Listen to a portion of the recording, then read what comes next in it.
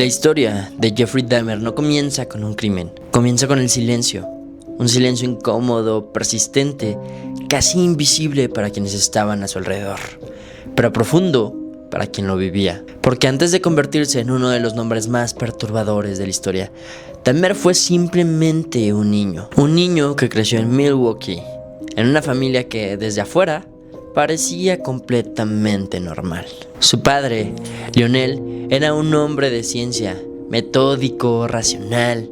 En cambio su madre, Joyce, vivía atrapada en su propia inestabilidad emocional. Y entre ambos había una distancia que se sentía en cada rincón de la casa. Las discusiones eran frecuentes, las tensiones constantes, pero lo más peligroso no era el conflicto, era la desconexión. Porque en medio de ese ambiente, Jeffrey creció sintiéndose invisible, no ignorado de forma evidente, sino olvidado emocionalmente, como si nadie realmente estuviera mirando. Desde muy pequeño había algo distinto en su comportamiento. No era un niño particularmente problemático, no era agresivo, no buscaba conflictos, pero tampoco buscaba conexiones. Mientras otros niños jugaban, reían o formaban amistades, Jeffrey parecía moverse en una realidad paralela.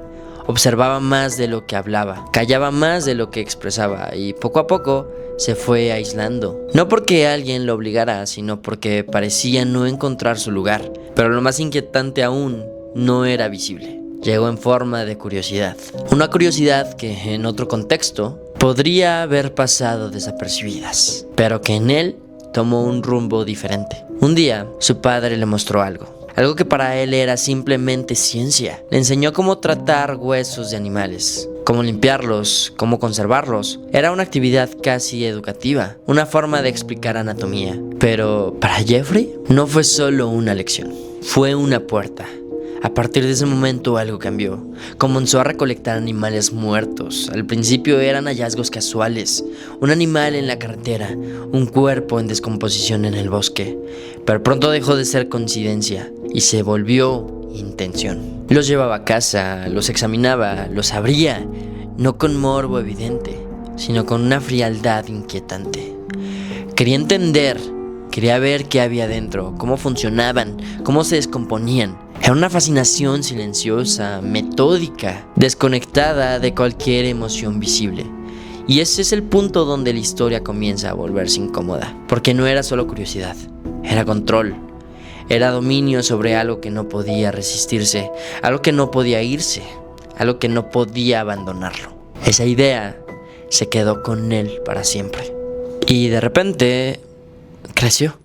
Durante su adolescencia, ese aislamiento se volvió más evidente. En la escuela, Dahmer no destacaba. No era el más inteligente, no era el más problemático, simplemente estaba ahí. Pasaba desapercibido, como si fuera parte del fondo, como si no dejara huella. No tenía amigos cercanos, no participaba en actividades y aunque estaba rodeado de personas, seguía estando completamente solo. Pero dentro de su mente, algo estaba cambiando. Sus pensamientos comenzaron a tomar una dirección más oscura, más obsesiva, más enfocada en una idea específica: la permanencia. No quería solo compañía, quería que esa compañía no pudiera irse.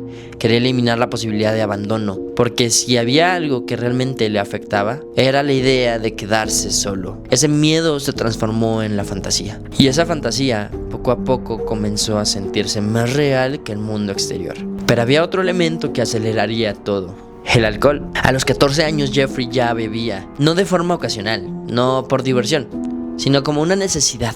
Bebía antes de ir a la escuela, bebía durante el día, bebía para silenciar su mente, para adormecer lo que sentía, pero también para liberar lo que estaba contenido. El alcohol no solo lo cambiaba, le quitaba límites, le daba una sensación de control y, al mismo tiempo, le permitía desconectarse aún más de la realidad. Para cuando llegó el final de la secundaria, Jeffrey Dahmer ya era alguien completamente aislado. Alguien que vivía más en su mente que en el mundo real. Alguien que había aprendido a ocultar lo que pensaba, a parecer normal, a no llamar la atención. Y eso es lo que hacía todo más peligroso. porque nadie veía venir lo que estaba por pasar. En 1978, poco después de graduarse, su vida cambió por completo. Sus padres se separaron, su madre se fue de la casa y su padre estaba ausente. De repente, Jeffrey se encontró completamente solo, en una casa vacía, sin reglas, sin supervisión, sin nadie que notara lo que ocurría. Ese silencio regresó, pero esta vez era absoluto. Ese día conoció a un joven llamado Steve Hicks. El encuentro fue casual. Un viaje, una conversación, una invitación. Algo que en cualquier otra historia no tendría importancia. Lo llevó a su casa, hablaron, escucharon música, bebieron. Por un momento, parecía que Jeffrey tenía todo lo que siempre había querido. Compañía, presencia, alguien ahí. Pero como siempre, ese momento tenía un límite. Y cuando Hicks decidió irse, todo cambió. El miedo regresó. El mismo miedo que había estado creciendo durante años. El miedo al abandono. El miedo a volver al silencio. Y en ese instante, Jeffrey tomó una decisión. No fue impulsiva en el sentido tradicional. Fue el resultado de años de aislamiento, de pensamientos no expresados, de emociones no procesadas. Fue el momento en el que su mundo interno se impuso sobre la realidad. Ese fue el punto de no retorno. No solo por lo que ocurrió, sino por lo que significó. Porque una vez que cruzó esa línea, algo dentro de él cambió para siempre. No hubo reacción inmediata, no hubo una huida desesperada, no hubo pánico visible. Hubo silencio. Otra vez silencio. Como si su mente hubiera aceptado lo ocurrido como algo lógico, como una solución. Y eso es lo que hace esta historia tan perturbadora, que no comenzó con rabia ni con odio, tampoco con violencia impulsiva. Comenzó con vacío, con desconexión, con una necesidad distorsionada de no estar solo. Y con el tiempo, ese vacío no desapareció, solo cambió de forma. Se volvió más oscuro, más profundo, más difícil de detener. Porque lo que empezó como una sensación, ahora se había convertido en una acción. Y lo más inquietante de todo, es que nadie lo sabía. Nadie lo sospechaba, nadie estaba mirando.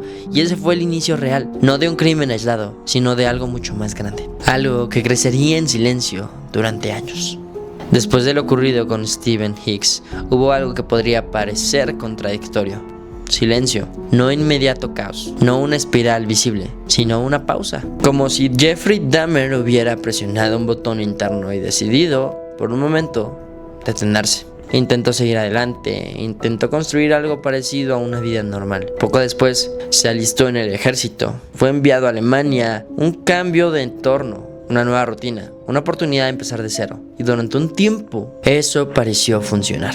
Pero hay cosas que no desaparecen con la distancia. Cosas que no se pueden enterrar con disciplina o estructura. Porque el problema nunca fue el lugar, era su mente. El alcoholismo continuó e incluso empeoró. Y con él regresaron los pensamientos, las fantasías, las necesidades de control. Finalmente, su comportamiento se volvió insostenible. Fue dado de baja y regresó a Estados Unidos. Pero no regresó como alguien que había superado su pasado. Regresó como alguien que había aprendido a ocultarlo mejor. Durante los años siguientes, su vida fue inestable. Trabajos temporales, mudanzas, problemas constantes, hasta que finalmente terminó viviendo en Milwaukee nuevamente. Fue ahí donde todo comenzó de nuevo. Pero esta vez de forma más frecuente, más organizada, más inquietante. A finales de los años 80, Dahmer comenzó a desarrollar un patrón, un método. Frecuentaba bares, lugares donde podía pasar desapercibido, donde podía hablar con extraños, donde podía encontrar a personas que, como él, buscaban compañía, pero mientras otros buscaban conexión, él buscaba control. Elegía cuidadosamente, observaba, escuchaba y cuando encontraba a alguien adecuado, hacía una invitación. Algo simple, aparente, ir a su apartamento, escuchar música, tomar algo. De hecho, nada fuera de lo común, nada que levantara sospechas. Y eso era lo más peligroso, porque todo parecía normal hasta que dejaba de serlo. Su apartamento se convirtió en el centro de todo, un lugar que, desde afuera, era completamente ordinario. Una puerta más en un edificio más. Vecinos, pasillos, rutina, pero dentro la realidad era distinta. Ese espacio se transformó lentamente, no de un día para otro, sino con el paso del tiempo, con cada decisión, con cada acción, hasta convertirse en un lugar que no solo ocultaba secretos, sino que los acumulaba. Los vecinos comenzaron a notar cosas, olores extraños, persistentes, difíciles de ignorar. Algunos se quejaron, pero otros prefirieron no involucrarse, porque hay algo en la naturaleza humana que nos hace evitar la incomodidad, lo inexplicable. Preferimos pensar que hay una explicación lógica, que no es tan grave, que no vale la pena investigar. Y mientras tanto, la realidad continuaba. Dentro de ese apartamento, Dahmer llevaba a cabo un patrón cada vez más repetitivo, más estructurado, más frío. Lo inquietante no era solo lo que hacía, sino cómo lo hacía. La falta de emoción, la ausencia de prisa, la sensación de que para él todo tenía un propósito. Como si estuviera resolviendo un problema, como si estuviera ejecutando un proceso. Y eso es lo que transforma esta historia en algo diferente, porque no se trataba de impulso caótico, se trataba de control, de repetición, de una lógica interna completamente desconectada del mundo real. Pero incluso en ese escenario, hubo momentos en los que todo pudo haber terminado. Momentos en los que la historia pudo haber tomado otro rumbo. Uno de los más importantes ocurrió cuando una de sus víctimas logró escapar. Desorientada, confundida, en estado vulnerable, llegó hasta la policía y por un instante todo parecía alinearse. Era el momento perfecto para descubrir la verdad, para detenerlo. Todo para evitar que continuara. Pero no fue así. Dahmer apareció, tranquilo, controlado, convincente. Explicó la situación como un malentendido, una discusión, un asunto personal, y los oficiales le creyeron. Devolvieron a la víctima y se retiraron. Ese momento no solo fue un error, fue un punto crítico, porque permitió que todo siguiera, que el patrón continuara, que la historia avanzara hacia un desenlace inevitable. Y es aquí donde la narrativa se vuelve aún más inquietante, porque ya no se trata solo de una persona, se trata de un sistema que falló, de señales ignoradas, de oportunidades perdidas, de decisiones que tuvieron consecuencias irreversibles. A medida que pasaban los meses, la situación dentro del apartamento se volvía más insostenible, más difícil de ocultar, más evidente para quienes estaban cerca. Pero aún así, nadie imaginaba la magnitud de lo que estaba ocurriendo, hasta 1991. Ese año, algo cambió. Otra víctima logró escapar, pero esta vez la historia fue diferente. No hubo confusión suficiente, no hubo explicación convincente. Había evidencia, había urgencia, había algo que ya no podía ser ignorado. La policía actuó, llegaron al apartamento, entraron y lo que encontraron no fue simplemente una escena del crimen, fue algo mucho más profundo, un espacio que reflejaba años de oscuridad, años de secretos, años de acciones que habían permanecido ocultas demasiado tiempo. Ese día, Jeffrey Dahmer fue arrestado. Sin resistencia, sin intento de huida, como si en el fondo supiera que todo había terminado. El silencio que había definido su vida llegaba a su fin, pero lo que vino después fue igual de impactante. Durante el proceso legal, Dahmer confesó, no negó los hechos, no intentó construir una narrativa alternativa.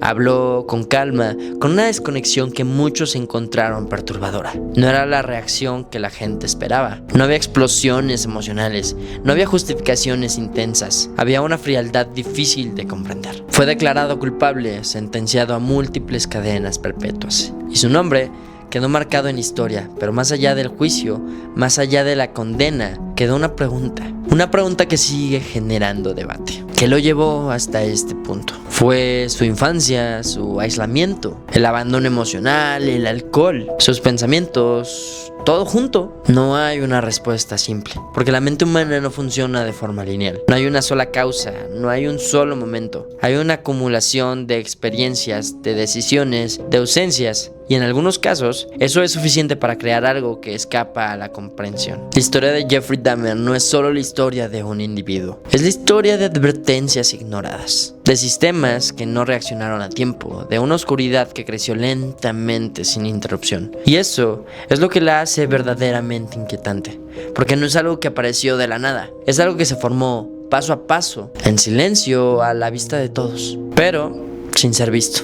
Y al final, esa es la parte más perturbadora de todas, que el peligro no siempre se anuncia, no siempre grita ni deja señales claras. A veces es tranquilo, invisible, y a veces, cuando finalmente lo vemos, ya es demasiado tarde.